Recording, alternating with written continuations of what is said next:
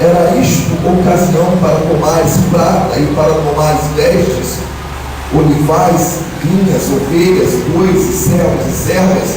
A lepra de Naamã se pegará a ti e a tua descendência para sempre.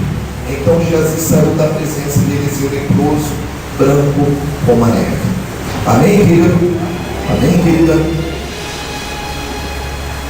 Esse texto aí nos ensina algumas lições para as nossas vidas, porque esse texto ele trata de um homem, Geazi, um homem que estava ali aos pés de Eliseu, aprendendo com Eliseu, estava ali como aluno da escola de profeta, já que Eliseu era profeta e formava outros profetas, estava ali sendo preparado para exercer uma função de sacerdote, uma função de profeta, para ser bênção em Israel, para ser bênção sobre outras vidas, para ser bênção sobre outras famílias.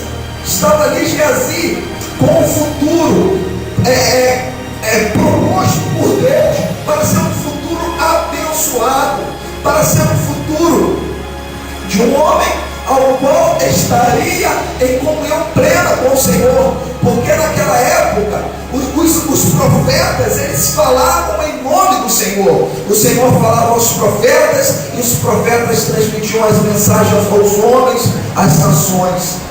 Então esse era o futuro de Geazi, ser um profeta em Israel, ser um profeta do Senhor, ser uma bênção na mão do Senhor, ser uma bênção para o seu povo, ser uma bênção naquela nação. Esse era o futuro de Geazi.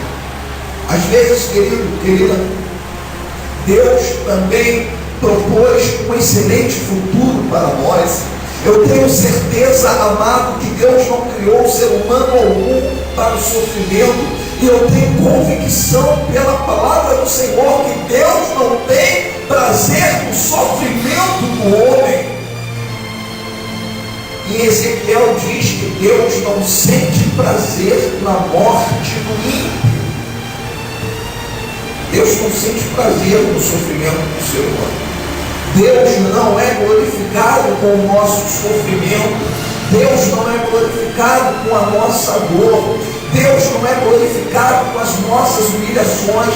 Deus é glorificado quando nós recebemos a nossa vitória. Amém, igreja? Aí Ele é glorificado, porque é conhecido nele o poder para nos fazer vencer, para nos tornar vencedores.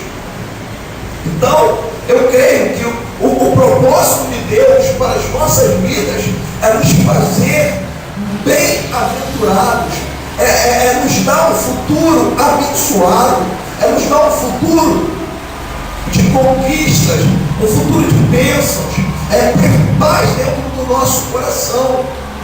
Mas o problema, amado, é quando nós saímos daquilo que Deus tem como vontade para nossas vidas, quando nós saímos dos propósitos de Deus. Geazi cometeu alguns erros, amado. O primeiro erro que Geazi cometeu foi deixar que o amor que ele tinha pelo dinheiro falasse mais alto ao seu coração. O Senhor Jesus Cristo diz assim: onde estiver o teu coração, ali estará o teu tesouro. Onde estiver o teu coração. E Ele nos aconselha, que está um tesouro lá onde o ladrão não pode roubar, onde a ferrugem não corrói, onde as traças não roem. Onde está o teu coração? O que você ama de verdade? Aonde está o teu coração? Tem pessoas que estão na casa de Deus, mas o coração delas não está em Deus. O coração delas está naquilo que Deus pode lhes proporcionar. O que Deus pode fazer por mim?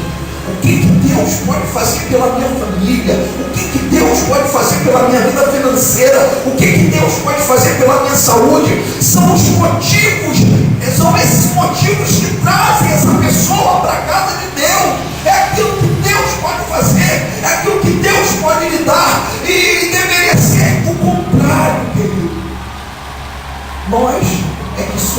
servos de Deus, e não Deus o nosso servo. Nós vemos pregadores falarem que se Deus não fizer isso, eu rasgo a Bíblia. Se Deus não fizer isso, então ele não é Deus. Ou é ou não é, ou vai ou racha, ou não sei o que lá, ou não sei o que.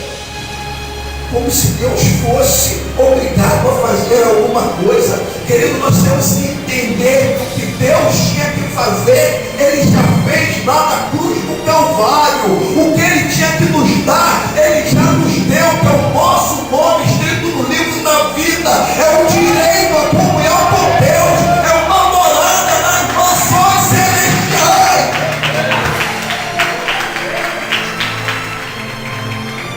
O que vier depois disso é lucro. Se Deus te der carro, amém. Se Deus te der casa, amém. Se Deus te der família, amém. Mas o mais importante, Ele já te deu na cruz do Calvário. Se você quer assim, diga glória a Deus.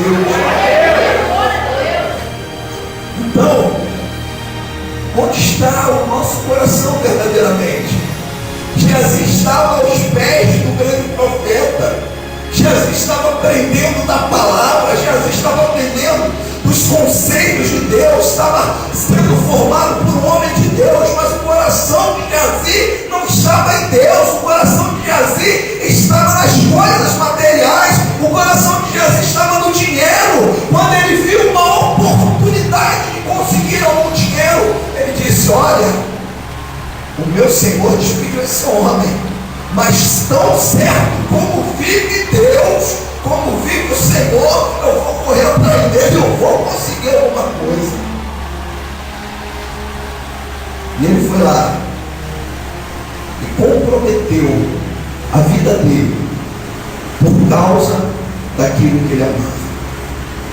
Querido, eu quero te dizer uma coisa: se Deus não estiver em primeiro lugar no teu coração, não procure Ele dentro do teu coração, porque Ele não está aí. Deus não ocupa segundo lugar, Deus não ocupa terceiro lugar, Deus não é medalha de prata nem de bronze. Ou Deus é primeiro lugar, ou Ele não está em nossas vidas, ou Ele é a coisa mais importante do mundo para nós, ou Ele não é nada.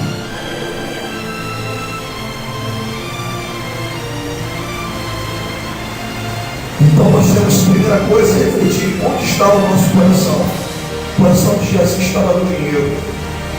Tem gente que o coração dela não está no dinheiro, mas o coração dela está lá no marido. O marido é mais importante do que Deus, a esposa é mais importante do que Deus, os filhos são mais importantes do que Deus, a igreja é mais importante do que Deus, o trabalho é mais importante do que Deus, a escola é mais importante do que Deus, tantas outras coisas, o Big Brother, a novela das 8, tantas coisas são mais importantes do que Deus.